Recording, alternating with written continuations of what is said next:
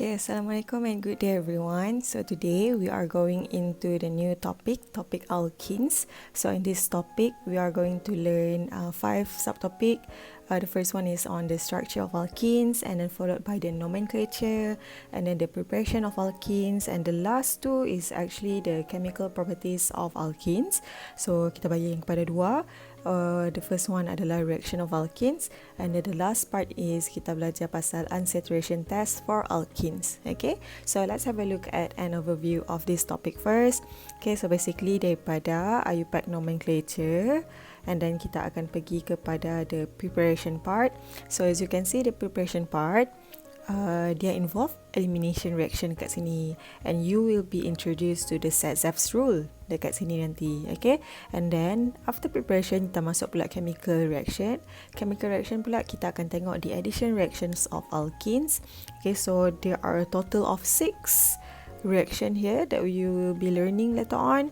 Okay, and last part kita akan tengok chemical test, which is the Bayes test and also bromine test. Okay, so for today's lesson, we are going to cover 3.1 and also 3.2. So 3.1, you should be able to describe the alkenes as unsaturated hydrocarbons with a general formula of CnH2n. So let's have a look at the structure of alkenes. Okay, so alkenes, the general formula, if it is for a straight chain alkenes, meaning acyclic alkenes, the one that doesn't involve any ring, then the general formula would be CnH2n, where the N is equals to or larger than 2. So kena at least 2 carbon. Okay, meanwhile untuk cyclic alkene, meaning untuk cyclo punya, ring punya pula. Okay, so this one, the general formula is CnH2n minus 2. Okay, and for cycloalkenes, the value of N is equals to 4 or larger than 4. Okay, at least kena 4. Dia tak boleh 3, walaupun 3 dah boleh jadi ring kan, tapi 3 tak boleh sebab kalau alkene ni sebabkan ada something later on, so untuk jadikan dia 3 carbon, untuk wujudnya alkene with 3 carbons untuk ring agak susah. Okay, so dia paling minimum sebenarnya untuk dia exist sebagai cycloalkenes, it needs 4. Okay, just in case ada yang wondering lah kenapa bukan 3. Okay, so the functional group untuk kita punya alkenes pula is ni carbon-carbon double bond. Okay, the one yang kamu dah belajar in chapter 1 before this. Okay, and then it is considered as unsaturated hydrocarbon because of the multiple bonds, and then dekat bahagian carbon-carbon double bond ni, it is actually restricted rotation. Bermaksud dia tak senang untuk di-rotate. Okay, that is why sebenarnya the reason kenapa cycloalkenes with 3 carbons tak exist. Sebab dia punya restriction tu due to the double bond. Dia bukan mudah rotate macam alkane. Okay, so this will cause the cis-trans isomerism. Okay, so later on kita akan tengok isomerism, another isomerism. Okay, berbeza sikit dengan yang kamu belajar yang structural isomerism tu. Okay, so this is it untuk yang the first subtopic. So let's have a look dekat ni just extra information lah. Okay, let's have a look at the naturally exist alkenes sebenarnya. Okay, so alkenes sebenarnya kita sebenarnya consume alkenes. Okay, and one of it adalah daripada carrot actually. Okay, so beta carotene. So the beta carotene is actually the one that gives the orange pigments on the carrots. Okay, and then we also have zingiberine, I think. Okay, so dalam halia, okay, dia ada minyak dia tu, so that is zingiberine. Not sure how to pronounce that. Okay, and then we also have the R-limonene. So limonene is the one yang dalam orange. Okay, so as you can see, dia ada double bond. Dekat beta carotene tadi punya banyak double bond dia. Okay, even dekat zingiberine ni tadi ada double bond juga. Okay, and then lastly kat sini kita ada apple. Okay, so kita ada alpha farnesene. Alpha farnesene ni adalah the waxy coating on the apple skins. Okay, so ada banyak je sebenarnya kita dah consume dah pun alkene semua ni. So benda tu ada naturally exist dekat sekeliling kita. Okay, so now kita pergi kepada, tapi ni just extra info, okay? There's no need for you to hafal the structures here. Okay, so now kita tengok pula untuk learning outcomes for 3.2. Okay, so for 3.2 is about nomenclature. Again, kita akan belajar how to name and also draw the structures of alkene based on IUPAC system. Okay, and then kita akan bahagikan kepada 3 lah. The one yang straight chain, okay, without any branch. And then kita tengok pula untuk branch alkenes. And then kita akan tengok untuk cyclic alkenes. Okay, and you will also be introduced to the cis-trans isomerism dekat sini nanti. Okay, so IUPAC Nomenclature of Alkenes, kita terus tengok step dia lah. Okay, step by step. So macam biasa, dia lebih kurang macam alkenes. Okay, the very first step, you need to look for the longest chain. Okay, tapi in order for you to know the longest chain, make sure that the longest chain it contains the double bond. Okay, the carbon-carbon double bond. And then belakang dia, instead of kita guna ain, kita akan tukarkan dia jadi in. Okay, lepas tu kamu boleh carilah nama parent name dia, it depends on the number of carbon. Kalau dia ada 2 carbon, we call it as ethene. Kalau dia ada 4 carbon, butene. Okay, so number 2 pula, when the chain contains more than 3 carbon atoms, okay, meaning 4 onwards, so numbering is needed to indicate the location of the double bond. Okay, bila dah ada 4 carbon onwards, kamu kena bagi tahu position of double bond tu berada dekat mana. Kalau 2 aja tak perlulah, because memang kalau ada 2 carbon, meaning memang between these 2 carbon saja yang ada double bond. And then kalau ada 3 carbon pula, it is either dekat sini ataupun dekat sini. Okay, so tak ada beza. Okay, sama kita flipkan je sebenarnya kan. Okay, so dia tak ada beza. Tapi bila dah ada 4 onwards, so kalau ada 4, there is a possibility untuk double bond berada dekat sini ataupun dekat bahagian tengah. So position dia berbeza dah. Okay, so kalau dah ada 4 onwards, kita kena bagi tahu position of carbon double bond dekat mana. Okay, and then the chain is numbered starting from the end closest to the double bond. Okay, so priority kat sini adalah carbon-carbon double bond. Okay, kita kena cari hujung mana yang dekat dengan carbon-carbon double bond. Compared to alkanes, kita just cari yang mana lagi dekat dengan branch. That will be carbon number 1, kan? Tapi in this case, priority is given to the carbon-carbon double bond. Okay, so kita kena start number the chain starting from the end closest to the double bond. And then number 4, then you need to indicate the position of substituent then. Okay, and then number 5, if the structure shows the cis-trans isomerism, the label cis or trans at the beginning of the name of the compound is needed. Okay, later on kita tengoklah macam mana sebenarnya structure tu menunjukkan dia adalah cis ataupun trans. Macam apa yang dimaksudkan kena tambah cis ataupun trans dekat bahagian depan tu, nanti kita tengok. Okay, so for example 1, okay, so here you are given a structure with 8 carbons. Okay, and then kat sini dia bagi nombor yang warna biru tu, start dia daripada yang kiri sekali, 1, 2, 3, 4, 5, 6, 7, 8. Okay, and then you are also given the red numbering. Okay, whereby the red numbering starting from the right side, so sini nombor 1, kat sini nombor 8. Okay, so which one yang betul? Yang nombor yang warna biru ataupun nombor yang kanan? Okay, so kita kena ingat balik numbering tadi, it needs to be numbered yang hujung sekali dia tu kena dekat dengan carbon-carbon double bond. So obviously kalau kita tengok yang warna biru ni, 1, 2, 3 dah jumpa carbon-carbon double bond. Tapi kalau yang merah, 1, 2, 3, 4, 5 baru jumpa carbon-carbon double bond. Therefore the correct name for this would be yang warna yang biru tu. Okay, so kalau 8 carbon, meaning nama dia adalah octene.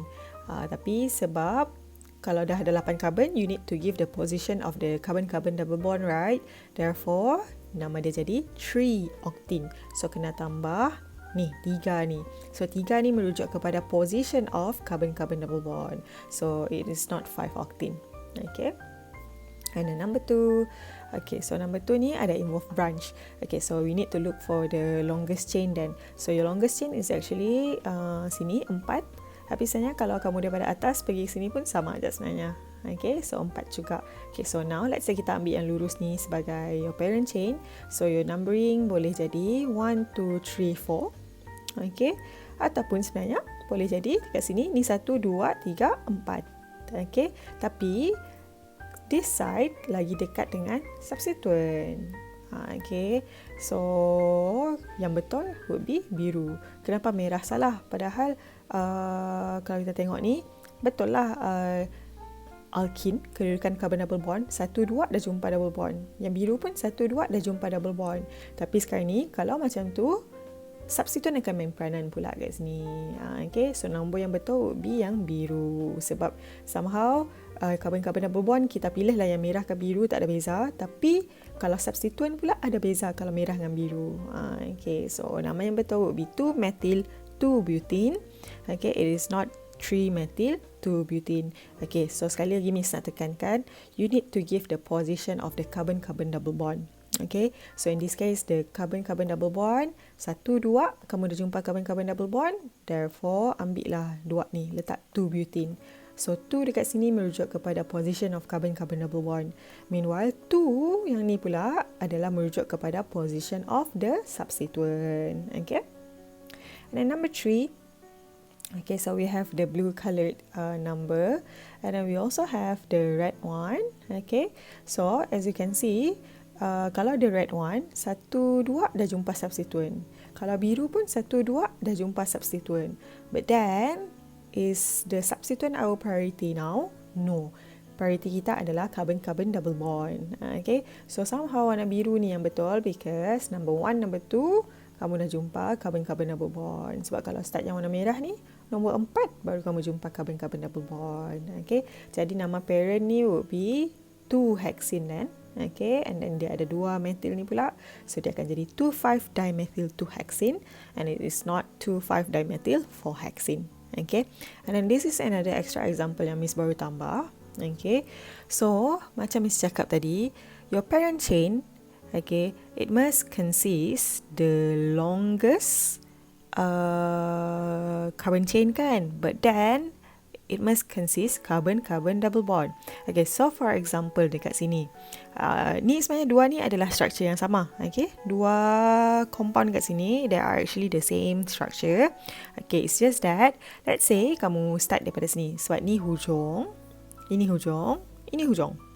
Okay, so you can go banyak cara. Ada banyak laluan daripada sini ke sini, ke bawah, ni ke atas, ataupun ke atas ni ke bawah sini. Pun boleh juga.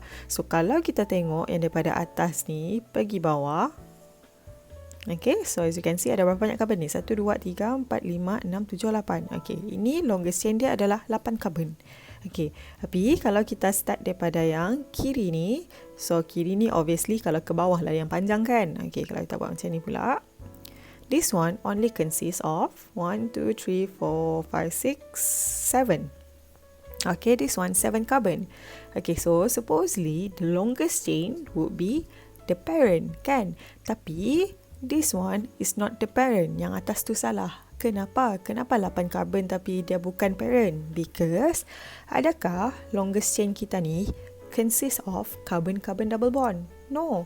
Carbon-carbon double bond kita this part. Okay, this part adalah carbon-carbon double bond. Bukan dua-dua carbon-carbon double bond ni include dalam 8 carbon ni.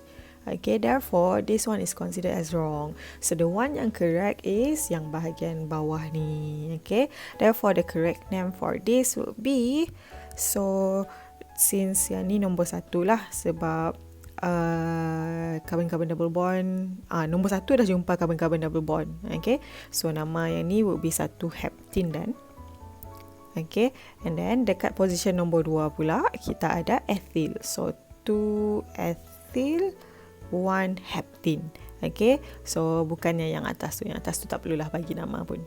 Okay, so yang betul adalah yang bahagian bawah ni. So be careful.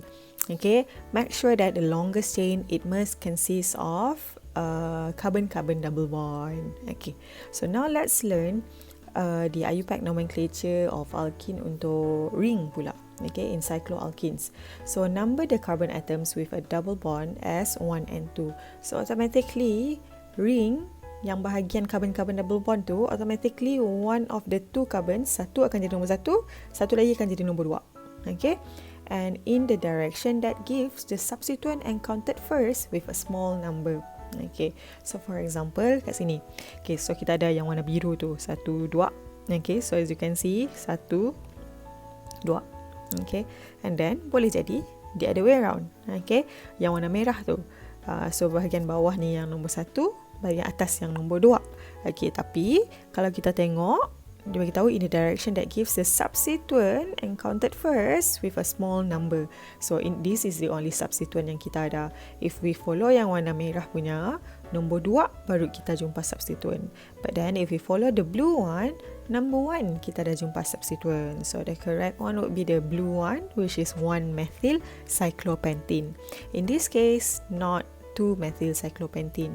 Okay, so despite having only one substituent untuk ring ni, but you still need to give the position of the substituent. So in this case pula, the position of the double bond tak perlu bagi tahu. So ini berbeza sikit compared to yang straight chain alkene. Straight chain alkene tadi, kalau dah 4 ke atas, 4 carbon ke atas, kita kena bagi tahu position of double bond kan. Tapi untuk ring, okay, sebab kita belajar ring with only one carbon-carbon double bond, therefore kita tak perlu bagi nombor, because automatically these two carbon, the part yang consist of the carbon-carbon double bond, itu yang akan jadi carbon number 1 and 2 automatically. Okay, so that's why you don't have to give the position of the carbon-carbon double bond in the ring. Okay, so another example here. So we have the blue coloured number, whereby yang atas ni dia letak sebagai nombor 1, bawah ni nombor 2. Okay, yang penting adalah carbon-carbon double bond ni jadi 1 dengan 2. Or the other way around then, yang bawah nombor 1, yang atas nombor 2. Okay, so now kita nak kena bagi nama untuk yang ni lah. Okay, so if kita tengok yang warna biru, okay, warna biru ni, nombor 3 kita dah jumpa substituent. Nombor 5, kita jumpa another substituent.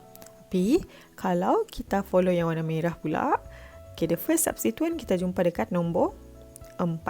And then the second substituent kita jumpa dekat nombor 6. Okay, jadi kita kena tengok the first substituent yang kita encounter tu, it has to be the smallest number. Jadi, yang betul in this case would be yang biru. Okay, because 1, 2, 3 kita dah jumpa substituent. Tapi kalau kita follow yang merah, 1, 2, 3, 4 baru jumpa substituent. So yang betul adalah yang biru. Okay, so 3,5-dimethyl cyclohexene, not 4,6-dimethyl cyclohexene. And the reason tadi because the first encountered substituent must be numbered as lower as possible. Okay. Okay, so now kita nak masuk isomerism. Okay, so this is another type of isomerism. Dia sebenarnya adalah stereoisomerism. Okay, dia bukannya structural isomerism. And di bawah stereoisomerism ni ada banyak sebenarnya. Okay, kita ada LD, kita ada EZ, okay, and ada RS if I'm not mistaken. Okay, tapi yang kita belajar adalah cis and trans. Okay, so cis trans isomerism, which is also known as the geometrical isomerism, okay, is a results from the rigidity in molecules. Okay, sebab kan Miss bagi tahu tadi, bila ada carbon-carbon double bond tu, dia constrainkan pergerakan of the bond kan, dia akan stuck macam tu, dia tak dapat nak rotate pun. So due to that, cis trans isomerism ni boleh exist.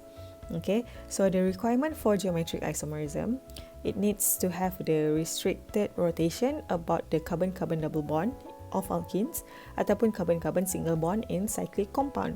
Okay, but the thing is, kita tak belajar dekat bahagian yang ni, bahagian yang Miss letak dalam kurungan tu, itu kita tak belajar. Kita tak belajar cis trans untuk ring cycloalkane. Kita cuma belajar cis trans untuk carbon-carbon double bond saja. Alkene saja yang kita akan belajar. Okay, and then second requirements dia pula adalah, so each carbon atom of a side, okay, so each carbon atom dekat sini, carbon-carbon double bond ni, satu ni dia kena ada 2 different group with it. And the other side pun kena ada 2 different group juga. So macam mana 2 different group tu? So let's have a look at that. Okay, so ini adalah contoh yang bukan cis trans. Okay, ini adalah alkanes. Ini alkanes sebab yang hitam ni carbon. As you can see, dia ada 4 bonds together dengan dia. So it is not alkene lah. Okay, so free rotation about this single bond. So sebenarnya benda ni boleh rotate. Okay, dia boleh berpusing. Dia boleh pusing lagi. Okay, so it is not restricted. Tapi kalau double bond, disebabkan ada double bond dekat sini, so this part here dia nak rotate susah. Okay, dia jadi restricted. So there is no rotation about this double bond. Okay, so dia tak boleh nak rotate kat situ. Okay, so geometric isomerism terbahagi kepada 2 tadi kan. The first one adalah cis isomer. Okay, and then the second one adalah trans isomer. So macam mana nak bezakan dia? Okay, so the cis isomer has the same atoms or group on the same side. Okay, same side ni maksudnya sama ada dua-dua berada dekat atas ataupun dua-dua berada dekat bawah. Okay, dua-dua kat atas ataupun dua-dua kat bawah. So itu adalah cis. Tapi kalau trans pula, they have the same atom or group on the opposite side, meaning satu kat atas, satu kat bawah, or the other way around. Satu yang ni yang atas, ini yang bawah. Okay, so cara Miss ingat adalah lebih kepada kalau dia ke atas tu kan dia membentuk C macam tu kan, ataupun dia ke bawah pun dia membentuk C macam tu. So Miss anggap itu cis. Itu cara Miss ingat lah nak bezakan cis ataupun trans. Tapi kalau trans dia opposite then. Okay, so macam mana sebenarnya tu kan. Okay, so focus on the green part. Okay, so focus on the green part. So tadi ingat tak tadi syarat dia kena ada double bond. Okay, so ini ada double bond. And then syarat yang kedua dia tadi adalah setiap carbon ni pula dia kena ada 2 group yang berbeza. So as you can see, atas ni putih, bawah ni hijau. Okay lah, 2 group berbeza. Yang ni pun yang sebelah kanan pun atas putih, bawah hijau. So 2 group berbeza. So dia dah fulfill the requirements untuk cis trans isomerism. Okay, jadi kenapa ini cis? Because both the green one berada dekat bawah. Okay, therefore it is on the same side. Okay, so these two same group ni berada dekat same side, therefore dia considered cis. Tapi yang green ni satu atas, satu lagi green dekat bawah, so they are on the opposite side, so this is considered as trans. So tengok example yang betul-betul punya, kita tengok bawah ni kalau kita nak lukis structure. Okay, so kat sini kita tengoklah, so carbon ni dia ada H and then dia ada methyl. Okay, carbon yang ni pun dia ada methyl and dia ada H. Okay lah, 2 group berbeza kan. Okay, so it's up to you kamu nak fokus dengan H ataupun methyl. Tapi kalau Miss misalnya fokuskan bukan hydrogen lah, Miss fokus on methyl then. Okay, so in this case methyl satu dekat atas, tapi methyl yang satu lagi berada dekat bawah. So this is considered sebagai trans. Okay, so kalau nama dia kita akan tambah dekat depan lah, trans 2 butene. Okay, so 2 butene ni 1, 2, 3, 4, ada 4 carbon butene.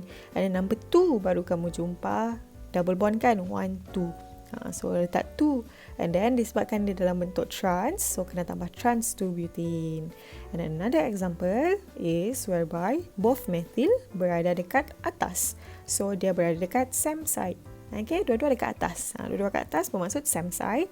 Okay, therefore yang ni kita jadikan kalau tengok nama parent dia butene sebab ada 4 carbon juga, and then carbon number 2 juga yang kita jumpa dia punya carbon-carbon double bond, therefore 2 butene. Tapi dekat depan sekali kita letak cis 2 butene. Okay, jadi in the case of isomerism ni, stereoisomerism, nama dia sama, nama parent 2 butene, tapi bahagian depan tu yang berbeza, cis ataupun trans. Okay, so ini considered sebagai isomers lah. Okay, because they have different way in dalam bentuk 3D dia berbeza. Okay, so ini considered stereoisomerism. Okay, so yang ni pula contoh kalau yang bukan cis trans isomerism. Okay, so as you can see here, if one of the double bonded carbon has 2 identical group, so automatically the geometrical isomerism is not possible. Okay, for example here, okay, kita tengok carbon yang sebelah kiri. Carbon sebelah kiri dia ada ethyl dengan methyl. Okay lah, ada 2 group berbeza. Tapi carbon sebelah kanan pula, it consists of hydrogen dengan hydrogen. These two adalah sama, so tak boleh lah. Okay, this is not considered sebagai cis trans isomerism. Ni just alkene biasa aja. Okay, and then yang ni pun sama juga. Okay, kalau yang sebelah kiri ada H dengan Cl. Okay, dua grup berbeza. Tapi yang sebelah kanan dua-dua adalah methyl. Okay, therefore this is also not considered sebagai cis trans isomerism. So kita bagi nama dia macam biasa aja. Okay. So, bila nak pakai nama cis ataupun trans ni, okay, so usually Miss panggil structure macam ni, Miss panggil structure sweets, okay, sebab bentuk dia macam sweets. Sweets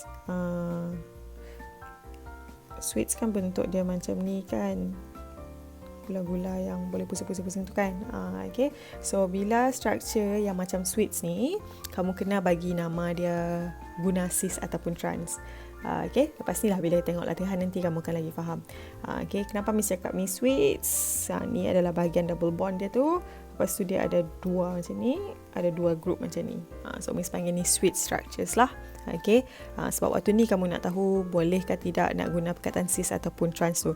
Tapi in this case, yang dua ni tak boleh lah guna cis trans because dia tak fulfill the requirements of cis trans. Okay. So, cis-trans isomers, basically they have a similar chemical properties but different physical properties. Meaning, in terms of boiling point dia berbeza, melting point dia berbeza. Okay? Sebab kenapa dia berbeza? Because dia ada different in polarity sikit macam tu. Tapi ini just extra knowledge je. Okay?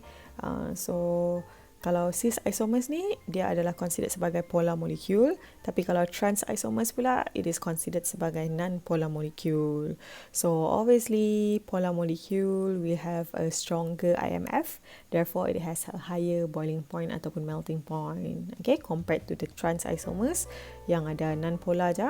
Therefore, dia lower IMF. Okay, tapi tak apa, tak perlu tahu sangat yang ni.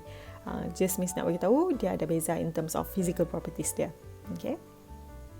Okay, so when two identical groups are attached on the same side of the double bond, okay, so they are called as cis tadi, okay, macam yang ni kita ada Cl, dua-dua dekat bahagian atas, so ini considered sebagai cis. Meanwhile, kalau yang opposite side, Cl satu atas, satu bawah, therefore this is called as the trans. Okay, so in terms of nama kat sini, so yang ni kita ada dua carbon. Dua carbon, perlukah bagi nombor position of double bond dia? Tak perlulah. Okay, so yang ni dipanggil ethene. Okay, and then dekat carbon number 1 kita ada chloro. Dekat carbon number 2 pun kita ada chloro juga. So nama dia akan jadi 1,2-dichloroethene. Tapi ini dalam bentuk cis. So kena tambah perkataan cis dekat depan. So dia dipanggil cis 1,2-dichloroethene. Okay, keep in your mind the number here is only for the position of chloro. Okay, there's no number for ethene because after all it is only consists of two carbons. So two carbons, memang the carbon-carbon double bond is between those two carbons. So there's no need for you to give the numbering untuk carbon-carbon double bond. Okay, whereas for this structure here, so kita tukar je lah, trans 1,2-dichloroethene. Okay. Alright, so now it's your turn to give the name of these alkenes here. Okay, tapi untuk try this 1.0 ni, in your notes, answers has been given. So, kalau boleh, jangan rujuk dulu nama. Okay, so do on your own first and then kamu try lah, tengok jawapan lah, check betul ataupun tidak. So, in this case class, kalau structure macam ni, perlukah kalau nak bagi nama dalam bentuk cis ataupun trans? No, there's no need for you to give the name dalam bentuk cis ataupun trans because dia bukan dalam sweet structure. Okay, kalau sweet structure tadi yang kalau double bond macam ni and then dia buat macam ni. Okay, ini sweet structure. Okay, tapi since this is not in the sweet structure, so there's no need for you to give the name in cis ataupun trans kalau possible. Okay, and then nombor 2 ni pula nantilah kamu bagilah nama. Okay, nombor 3, nombor 4, nombor 5. Okay, now kita nak tengok try this 2.0 pula.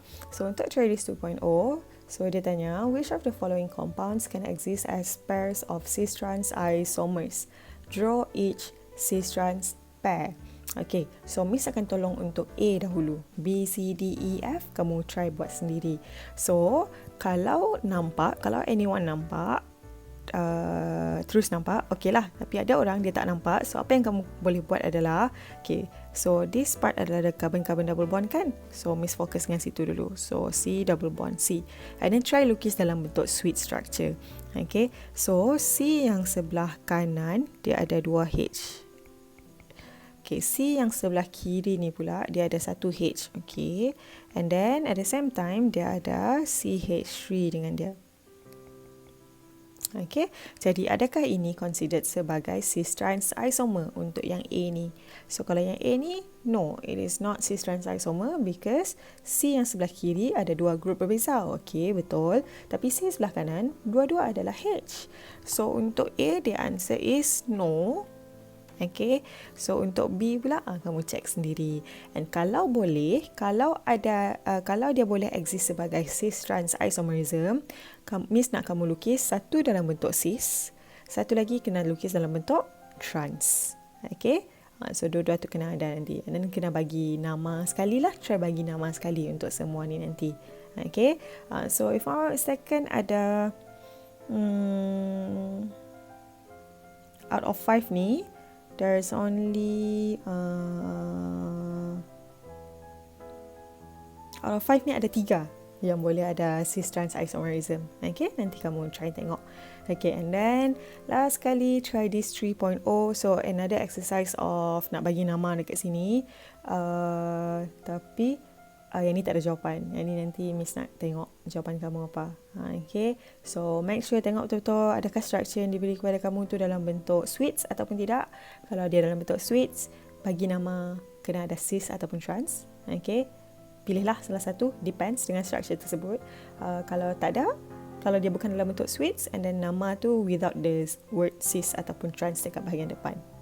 Okay, so next kita pergi kepada try this 4.0, whereby you need to draw the structural formula of this alkene here. Okay, so again macam biasa, lukis dahulu the parent. Okay, lepas dah lukis parent, barulah lukis anak-anak dia ni, substituents dia. Okay, so we're done. Okay, so one day or day one you decide. Okay, adakah this one in terms of berubah lah sebenarnya. Okay, it's up to you. Mesti ingat lagi ada sekali ni kan, ada seorang pelajar ni macam malas kot rasanya. Lepas tu Miss sembang dengan kawan dia. Lepas tu Miss cakap dengan kawan dia, kamu tak bagi macam tak pesan kan kat kawan ataupun tak nasihat kat kawan kan. And then somehow student tu jawab, dia dah banyak kali buat, dia kata macam tu, tapi at some point dia penat kot. So dia bagi tahu Miss, kalau saya bagi tahu apa pun dekat kawan saya tu, kalau dia yang anda mau berubah, anda juga dia mau berubah tu Miss. So Miss macam okay, yes, that's right. Okay, sebab kalau orang tu siapa-siapa pun nasihat dekat dia, tapi kalau diri dia sendiri tak nak berubah, dia takkan berubah pun sebenarnya. So it's really up to that person. So it is really up to you for you to decide whether today is day one ataupun kamu nak tunggu kemudian lah satu hari nanti aku akan berubah. Kan hari ni kamu nak berubah. Okay, so it's up to you. Okay, alright, so don't forget to submit your try these questions. Bye.